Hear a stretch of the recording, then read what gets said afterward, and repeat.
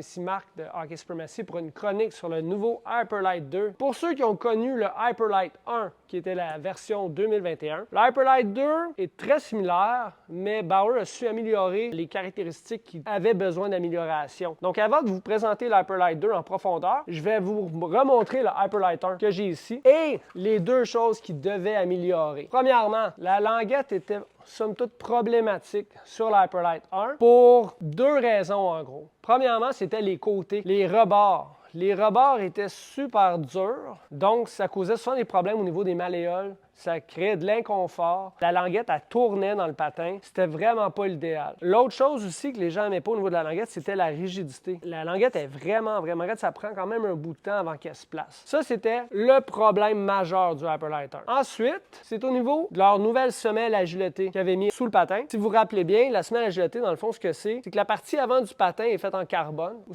on maximise les poussées, puis on veut vraiment que le patin soit le plus rigide possible. Puis vers l'arrière, Bauer avait installé une semelle qui était plus molle, vraiment pour faire travailler le support à lame de gauche à droite quand on tourne, pour avoir des virages plus rapides et être capable, encore une fois, d'accélérer plus en entrée et en sortie de virage. Par contre, certains joueurs trouvaient que c'était un peu trop mou. Donc, Bauer ont corrigé le tir sur le nouveau Hyperlite 2. Justement, la languette, ce qu'ils ont fait, ils ont amélioré la mousse à l'intérieur, plus confortable. Au niveau de la rigidité, c'est encore à travailler un peu. C'est une languette qui est très rigide, donc c'est important de bien mouler le patin, puis de la travailler pour aller chercher la flexibilité que vous voulez avoir. Ensuite de ça, les côtés qui étaient coupants, tranchants. Bauer ont fait quelque chose de simple avec Hyperlite 2. Ils ont juste fait une petite encaveur et ils ont rajouté du feutre qui est plus confortable, qui s'y pose mieux sur le côté du pied. Dites-vous bien, là, pour ceux qui aiment ce patin-là puis qui a vraiment une problématique avec la languette, une languette, ça change sur un patin. Même si c'est une couture, on peut découdre et en coudre une autre, il suffit juste de trouver la languette de votre choix. L'autre différence, ça se situe sous le patin. Ils ont gardé l'avant du patin identique au Hyperlite 1, qui est vraiment le dessous en carbone, qui rehausse la puissance. Par contre, vers l'arrière, au niveau de la transition pour l'agilité,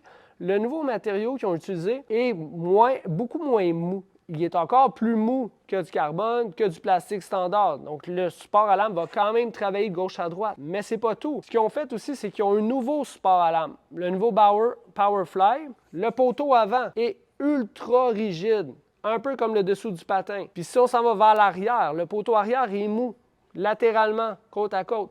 Donc, ce qui fait en sorte qu'on regagne l'agilité qu'on avait avec l'Hyperlite 1, mais ça donne quand même un peu plus de stabilité au patin. Le milieu du holder, va transitionner de rigide à mou pour garder une bonne rigidité au niveau de la torsion. On remarque aussi qu'il y a toujours la clenche pour changer les lames ultra rapidement. Bauer a sorti deux nouvelles lames cette année aussi. La lame FlyX, qui est une lame standard en acier, qui est une très bonne lame, qui offre un bon tranchant, qui va bien glisser.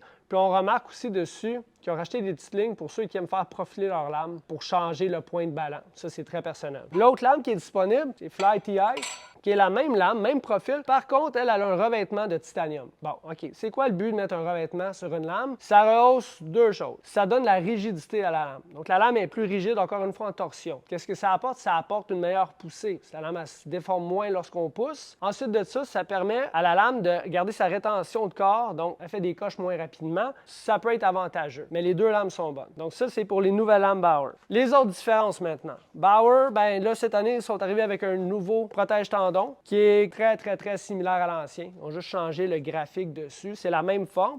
Puis c'est encore un protège-tendon qui va être hybride. Donc, qui offre un certain support vers l'arrière, mais qui n'empêche pas une poussée. Donc, ça maximise la poussée. On peut vraiment aller où ce qu'on veut avec. Il n'y a pas de problème. Il n'est pas restrictif. Si on va à l'intérieur du patin, ils sont encore revenus avec une mousse super confortable au niveau des chevilles. Ça, Bauer ont la recette gagnante. C'est incroyable comment leurs mousses de chevilles sont confortables. Puis, l'intérieur, le côté médial, la mousse, elle va descendre aussi presque jusque devant l'orteil. L'avantage de ça, c'est que ça supporte la plante du pied, ça enlève de la pression au niveau de la malléole, puis ça enlève aussi un peu de pression là, au niveau du côté de l'orteil, là, où on a l'oignon, comme on dit des fois. Donc, c'est beaucoup plus confortable. Le liner intérieur est un liner qui va bien gripper puis qui va bien sécher aussi. Ils ont toujours les petits comfort edge en haut, qui fait en sorte que c'est très confortable, même lorsque le patin est neuf, puis qu'on tourne, ça va super bien. Une autre chose qu'on remarque dans la famille Vapor depuis quelques années, c'est les facings, les garants. C'est des garants injectés, donc c'est une pièce injectée en plastique qui part d'en haut, qui s'en va jusqu'en bas. Puis là, on remarquera depuis 2021, sur les premiers Hyperlite, Bauer ont fait des petites coches à 4 endroits ici. Ça permet d'avoir une meilleure flexion avant.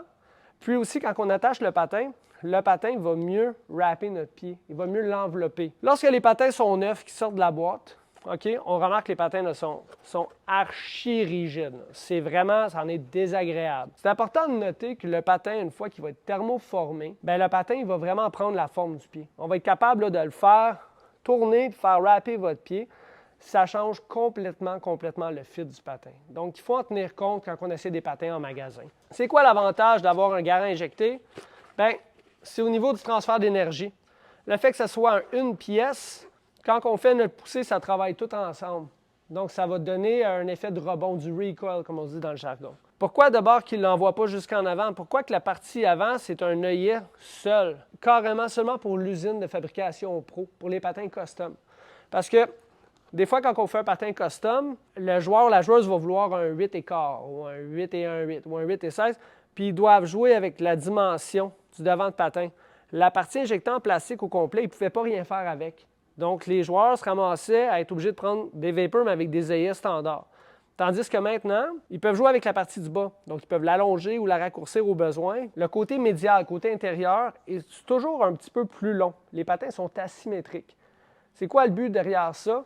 Le but, c'est juste d'avancer la mousse au niveau de la cheville parce que la majorité des gens, nos chevilles ne sont pas droites. Notre malléole intérieure est toujours plus avancée que la malléole extérieure. Ça a vraiment juste plus de confort. On ne se ramasse pas avec la cheville dans le plastique. Le toe cap, maintenant, c'est le même toe cap qu'ils utilisent depuis 2019, qui était leur nouveau toe cap asymétrique. Donc, bonne hauteur au niveau de la grosse orteil, mais qui s'en va en slim and down au niveau de la petite orteil. Puis qui donne quand même une certaine largeur au niveau là, du forefoot à l'avant du pied pour le confort. Par contre, c'est un toe cap qui est très bas. C'est important, avant de se faire une idée, quand on enfile le patin, pour savoir si ça nous pèse ici, de placer la langue comme il faut et d'attacher le patin. Parce que ça change la donne, ça change le fit aussi. Rappelons, nouveau protège-tendon, nouvelle languette avant, nouvelle semelle, nouveau support à lame, nouvelle lame disponible. Pour le reste, on ne change pas une formule gagnante. C'est très similaire au Hyperlite 1. Pour ceux qui n'ont pas eu la chance d'essayer le Hyperlite 1, je vous recommande fortement l'Hyperlite 2. Et pour ceux qui ont eu l'Hyperlite 1 dans le passé, vous allez fortement aimer l'Hyperlite 2.